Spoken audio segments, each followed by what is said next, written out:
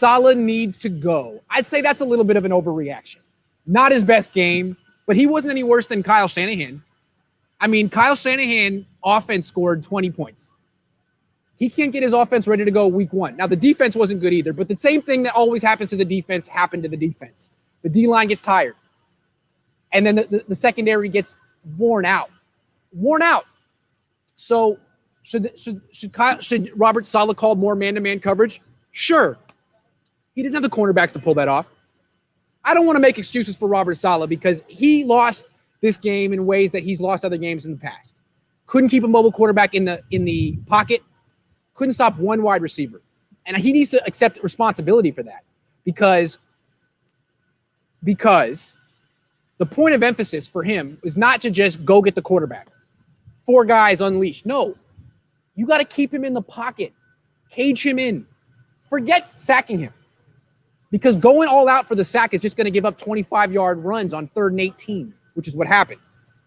Keep him in the pocket, cage him in, bracket DeAndre Hopkins. Don't let Hopkins beat you. Don't let Murray beat you with his legs. Force supporting actors to get the win. This is the thing about Robert Saleh and Pete Carroll and all these Seahawks coaches. They're the opposite of Belichick. Belichick would never let Kyler Murray beat him with his legs. I mean, theoretically, Bill Belichick would build a defensive game plan to keep Murray in the pocket and to bracket Hopkins and to say, okay, you're not going to beat me in those 2 ways. You're going to have to beat me throwing to Larry Fitzgerald or Christian Kirk or Max Williams or Kenyon Drake. That's Belichick. Carroll and Saleh say, no, we're not going to take away anyone, but we're going to take away the big plays and force you to dink and dunk. Well, they did that, and they lost. That's the thing. Okay. 49ers 1, 2, 3, 4, 5, 6, 1 is really upset. Look, I'm going to give Saleh and Shanahan a pass. I mean, they were awful today. I gave them an F. But I'm not going to say they're bad coaches. They were bad today. And today was tough because it's preseason. I came into the game saying, vanilla with your game plan. Vanilla. On offense and defense. Just win with your talent.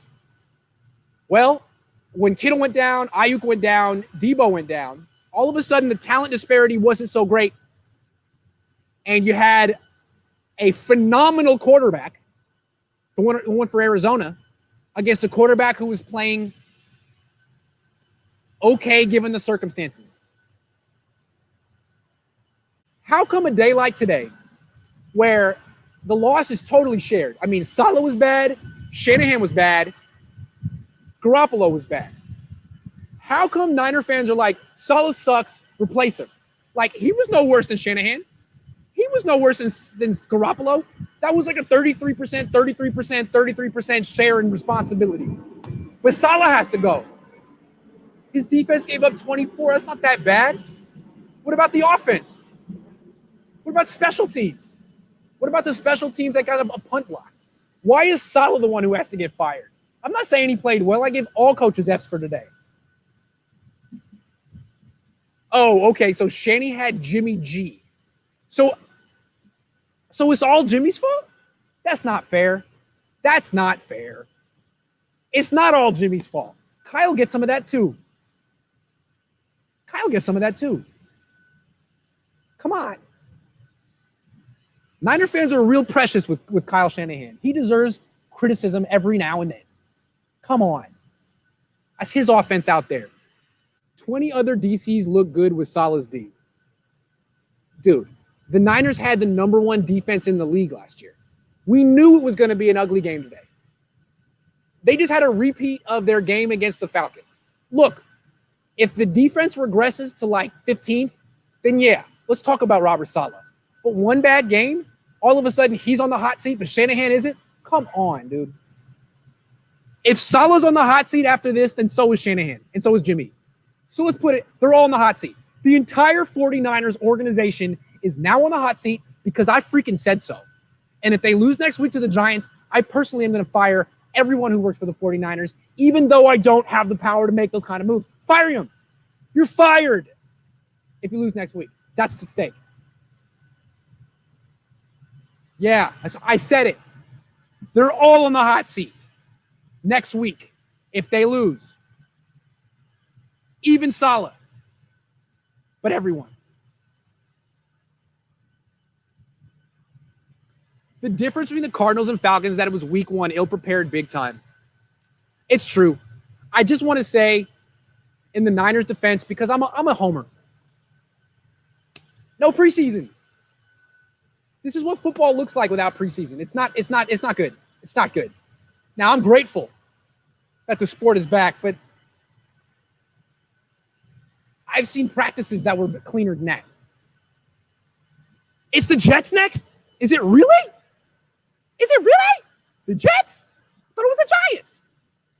I thought it was the Giants. You tell me it's the Jets? Man, that's crazy. Man. All right, well, the Jets. Whatever. Dang it. Well, they better beat the Jets. Hold on. 49ers schedule. You serious? Oh, you're serious. It is the Jets.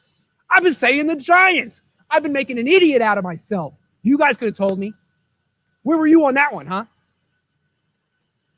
Okay, so yeah, they play the Jets next. Sorry. I watched the Jets today. They're awful. Sam Darnold. I don't know if it's him or Adam Gase, man. Sam Darnold looks like Blaine Gabbert, and Adam Gase looks like Adam Gase. Adam Gase is like a functional coordinator, but as a head coach, he may be the least inspiring, worst communicator of any coach that's had a job for more than like 3 years. He's awful.